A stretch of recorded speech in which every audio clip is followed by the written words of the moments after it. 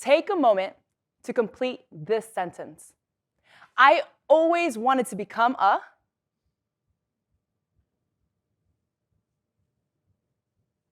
Raise your hands if you heard an answer. Great. That's your inner voice, that hidden passion, hidden from sight, but begging for attention. Now finish this sentence. I can't do it because... Did you hear other answers? Yeah, I saw it. Those are your limiting beliefs. And that voice is sometimes louder than the first voice. And we listen to that one. But I wonder what the world would be like if we listened to the first voice. I always wanted to become an actress. I loved basking in the spotlight in my elementary school plays and just enjoying the energy of the crowd. But then, when I went to middle school, I was told I needed to focus on my education. So I did. And then, when I went to college, I wanted to pursue a creative degree. And I was told, once again, not to go for something without money, but something that will make you money. So I went into investment banking, private equity, tech, and VC. But unfortunately, I thought my acting dream was dead.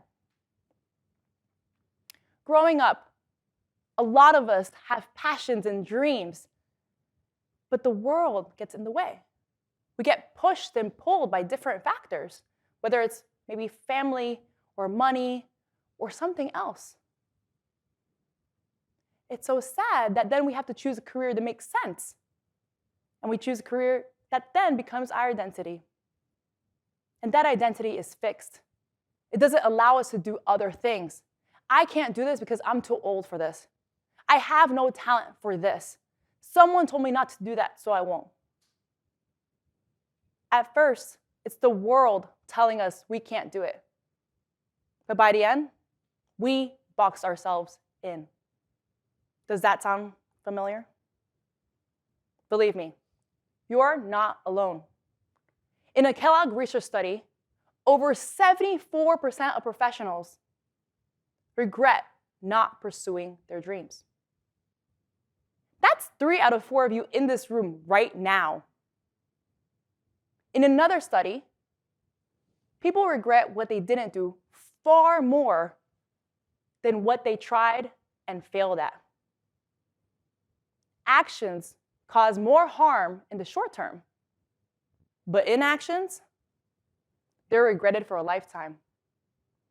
So let me ask you this. Are those limiting beliefs that you identified at the beginning, are those worth living your life with regret? Thankfully, I heard something in my spring break trip to South Korea last year that helped me break out of this mold.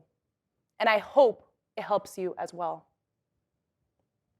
We met with a high-profile talent manager who said something so casually, but so profound. He said, in America, you discover talent. But here in South Korea, we develop talent. Discover versus develop talent. That line haunted me. It tortured me and wouldn't let me go. Because there's so many things that I was passionate about growing up, but just simply discarded because I thought I had no talent to pursue it. In America, we are primed to think that we need to be born with the talent and we need to be discovered.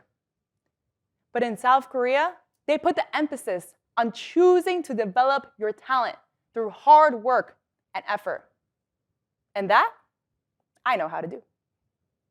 So I went back to the drawing board, came back to America, made a few phone calls, listened to a few YouTube videos, and got the courage to enroll in a film and TV acting intensive in Hollywood last summer, my business school summer.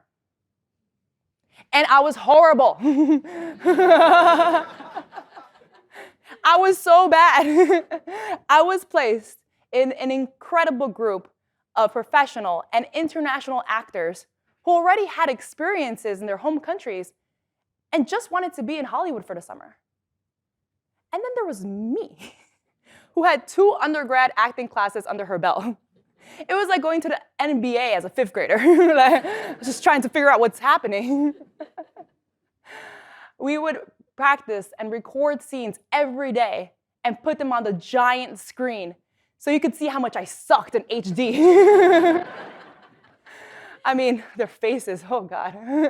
They were great actors, but they could not hide the dismay, so it was bad. But I significantly improved because I put in the work and I learned from the best. And no, I still have some of those limiting beliefs that I had at the start. But I learned to work through them. Like, maybe they were true in the past, but they're not true anymore. Maybe I can work on them and move past them. And that's what I did. Almost a year later now, I'm signed to a talent manager, and I'm flying tomorrow to LA for a talent agency meeting. Yes. It's an absolute dream. I thought my dream was dead, but look at me now. At the start, embarrassment was the cost of entry for pursuing this dream. But by the end, I was able to rewrite my story from one that made sense to one that felt right. I'm just so blessed. And I'm able to hold both truths. I am both a finance professional, and I'm also an actress. And that means the world to me. There are many examples that you can draw on for whatever it is that you want to do. For me, I draw on 2. One is Simu Liu, who went from being a Deloitte consultant to an action movie star. Or someone in this room who I will not name, but she went from going to architecture to executive coaching and started surfing when she was 45. Regardless of age or background, both of these stories are people that listened to their first voice, moved past their second voice, and pivoted to something new. And I like to call these people serial mavericks because they gave themselves the freedom to explore and forge a new path for themselves, and that has made all the difference. I think you can do that too. When I was going to Hollywood, some people thought I was crazy, to be fair. I understand. But some people understood the courage that took, and they shared their hidden dreams with me. I always wanted to be a writer. I always wanted to be a director. I always wanted to be a creative. On one hand, I love hearing these hidden dreams, so tell me yours. But at the same time, it made me sad. And I'd invite them to come along with me to Hollywood, and some paused. Some actually thought about it. Could they? Would they? And I realized that they just need a little nudge. And I want to give you that nudge as well. Think about that hidden passion at the start. Could you? Will you? I hope you do. I hope you listen to that voice and you give yourself the permission to develop. And believe me, the start, it's going to be hard. Learn from me. But it's going to be worth it. And never say, oh, I have no talent for it. Just say, I haven't developed the talent for it yet. The journey can take months, years, a whole lifetime. But it starts with a single step. And you never know what you might discover along the way. Here's the kicker.